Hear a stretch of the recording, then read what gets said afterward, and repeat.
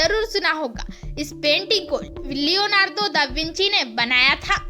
यूरोपीय पुनर्जागरण काल में कई महान दार्शनिक हुए, जिनमें से वे एक थे। इनके द्वारा बनाई गई पेंटिंग मोनालिसा आज भी एक मिस्ट्री है। आखिरकार इस पेंटिंग में ऐसा क्या है कि रिसर्चर इसके पीछे पड़े हुए हैं। आज इस पेंटिंग की कीमत करीब 867 मिलियन डॉलर है, जिसकी वैल्यू भारत में करीब 6.4 हजार करोड़ रुपए है। लियोनार्दो दा विंची ने इस पेंटिंग को 1503 में बनाना शुरू किया था और 1517 तक वे इसे बना ही रहे थे। लियोनार्दो को सबसे ज्यादा दिक्कत मोनालिसा के होठ को बनाने में आ रही थी। मोनालिसा के सिर्फ होठ बनाने में उन्हें करीब 12 साल लगे थे। मोनालिसा की पेंटिंग का सबसे बड़ा रहस्य उसकी मुस्कान है।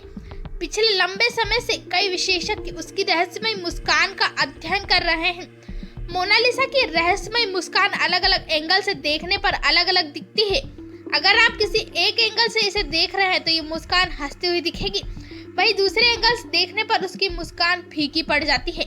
कहा यह भी जाता है कि लियोनार्दो ने जिस औरत की ये पेंटिंग बनाई है वे अपने अंदर किसी राज को छुपाए हुए हैं। इसी वजह से मोनालिसा की मुस्कान काफी रहस्यमयी है। कुछ सालों पहले एक डॉक्टर ने इस रहस्य से पर्दा उठाते हुए ये कहा था कि मोनालिसा के ऊपर के दांत टूटे हुए हैं, इसी वजह से उसका ऊपरी होठ थोड़ा सा अंदर की तरफ दबा हुआ है।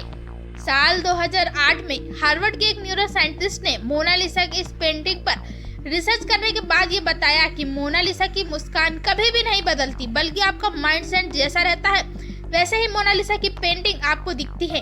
अगर आप खुश हैं तो आपको मोनालिसा मुस्कुराते हुए दिखेगी, वहीं अगर आप दुखी हैं तो मोनालिसा की मुस्कान फीकी पड़ जाएगी। हालांकि आज भी इस बात का पता नहीं लग पाया कि मोनालिसा कौन थी, अर्थात जिस लड़की की पेंटिंग को लियोनार्दो ने बनाया था वो लड़की भी इस पेंटिंग की तरह रहस्य ही है। वही एक थ्योरी का ये कहना है कि मोनालिसा कोई और नहीं बल्कि खुद लियोनार्दो ही थे। इस पेंटिंग में लियोनार्दो ने खुद को एक औरत के रूप में बनाया था। ये पेंटिंग शुरू से बहुत ज्यादा फेमस नहीं थी। इस पेंटिंग को प्रसिद्धि तब मिली जब पेरिस के म्यूजियम से ये पेंटिंग चोरी हो गई।